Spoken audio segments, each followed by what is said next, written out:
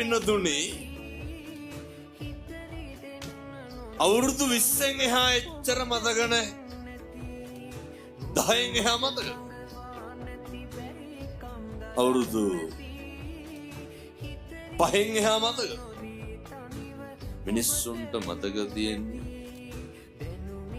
අපිට හොටු සූර ගන්න පුළුවන් කාලෙන් පස්සේ විතරයි. එහෙම නෙමෙයිද? මං ගියා ඔය ළමා වාට්ටුවට කුරුණෑගල.